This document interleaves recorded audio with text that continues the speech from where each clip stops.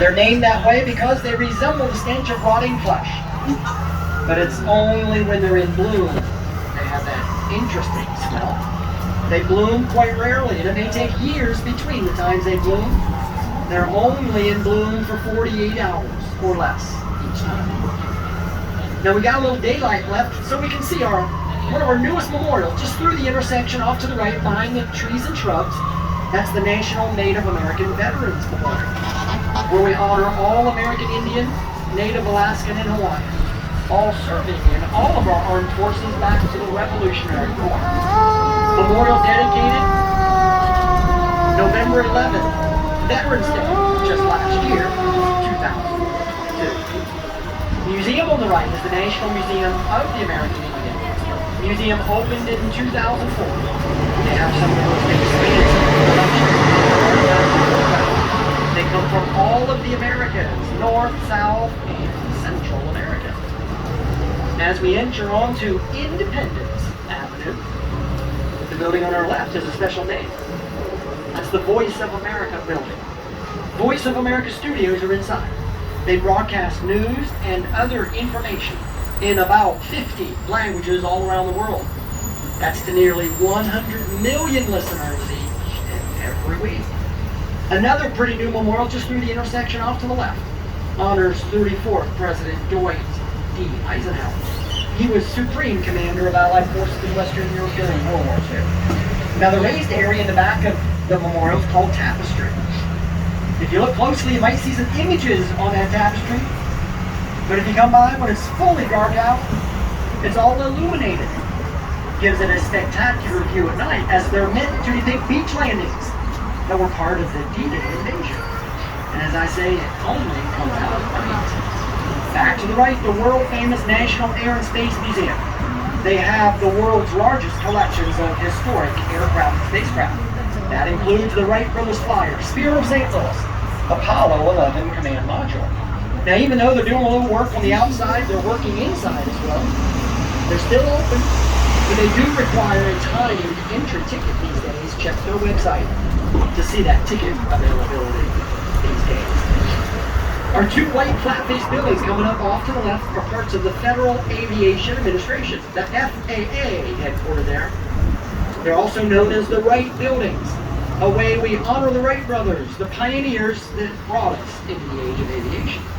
Wilbur Building directly beside us, Orville honored across the street to the left. First Flight's Kitty Hawk, North Carolina vicinity. On Big Kill Devil Hill. They had to figure out who was going to pilot the flyer first that day. They flipped a coin. Orville, he won the coin toss. He was in the air for about 12 seconds.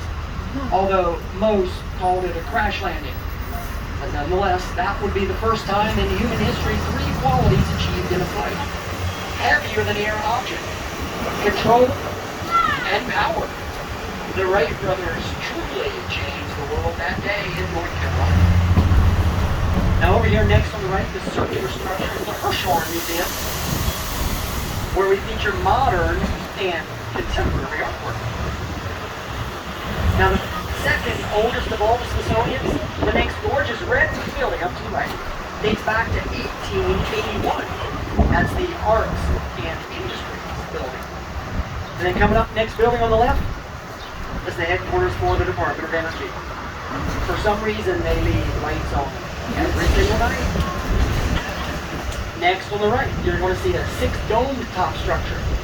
National Museum of African Art.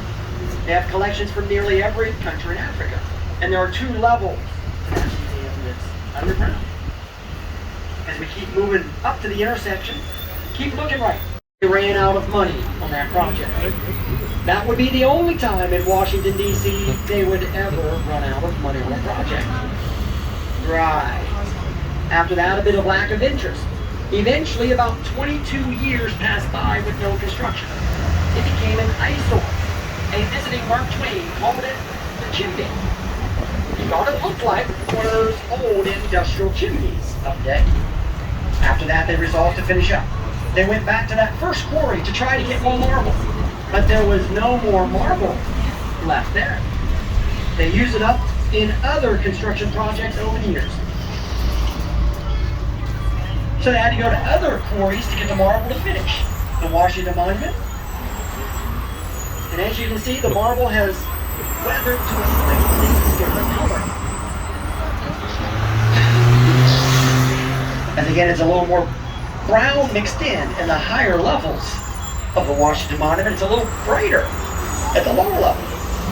Now you see that one-story stone building close to us on the grounds of the Washington Monument. That's called the Washington Monument Lodge. Starting at 8:45 every morning, they'll release what are called first come, first serve, same day Washington Monument tours. Now those tickets are very limited in their numbers, so they go pretty quickly. It's advised by the National Park Service that you arrive there well ahead of 8:45. Now a person in line can acquire up to 6 tickets.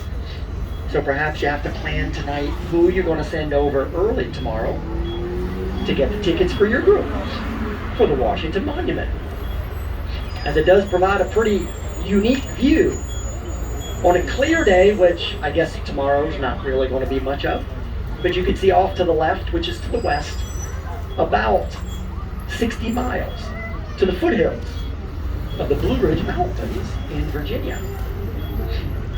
So again, here on the National Mall grounds, hundreds of thousands of people, if not more, will assemble. For the most part, those crowds on the day of the swearing in of the ceremony will come back here to near the Washington Monument. Now the graveled pathways on either side of the grassy section of the mall, they'll have some video boards set up so that you can get some close-up views. As you'll see coming up next on the right, the old post office. Dates back to 1899, grandfathered through from the law of 1910. Recent history of that building: 2013, Donald Trump took out a 60-year lease on it. Renovations, opened up the Trump International Hotel in 2016, but last year, the remaining years of lease were sold. That's now a Waldorf Astoria hotel. So the next time you come back in this area of our nation's capital, go by there. You have to see if it remains a Waldorf Astoria. Now, as we're looking at the Capitol, many of the swearing in for the president happens at the Capitol these days. Now, after the president is sworn in, the president goes inside the Capitol, takes care of some business, signs some documents, makes it all official and whatnot. Also has a little brunch to prepare for that long day ahead. About 1 o'clock, that's when the inaugural parade will depart the Capitol. But it leaves over on the other side, then eventually makes its way over on this side, right here on Pennsylvania Avenue. Now, as you notice, all the structures, obstacles, light signals that are in the middle of the avenue, they're all removable on that day of the historic parade, as it is totally unobstructed from one curve to the other for that inaugural parade to venture down. Now, across the next street, on the left, we're going to pass by the J. Edgar Hoover building. And that makes it home for the FBI, Federal Bureau of Investigation. J. Edgar Hoover, director of the FBI for 48 years. That was all the way till his death in 1972. But before his death, he was able to watch as that building would rise up out of the ground. He famously said, "That's the ugliest building I've ever seen." So they showed him a little respect. They waited 2 days after he died, then named that building in his honor. That's right, a whole 2 days worth of respect. The new Hoover building opened in 1975, but before that, FBI in the building to our right. That's the headquarters for the Department of Justice. FBI started out of the Department of Justice, early 1900s. These days, the building to our right, named in honor of Robert F. Kennedy. Robert Kennedy, brother of our 35th president, John F. Kennedy. Robert, twice elected senator for New York. He also served as Attorney General for a portion of his Bill John's presidential administration. Across the next street to the right, that's the National Archives. That's where you find the institution is the world's largest museum, research, and education complex. It is made up of 19 world-class museums, 9 research centers, and 4 national centers. There are 17 Smithsonians located in or around Washington, D.C. The other 2 are in New York City. There are exactly 11 Smithsonian Institution museums located on the grounds of the National Mall. However, our building right and even over to the left, not part of that institution. They are part of the Department of Agriculture. It was established in 1862 by President Abraham Lincoln. Early years was known as the People's Department. At that time in America, about half the population lived on farms.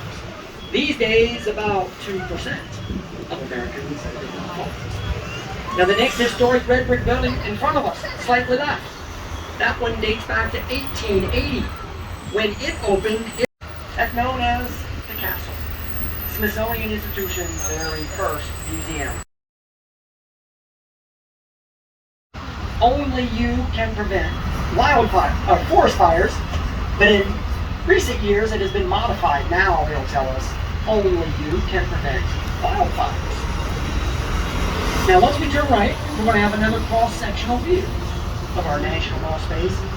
At that point, that's where we can the temporary stage will be constructed over that area. That's exactly where the swearing in of the president has been held every 4 years since the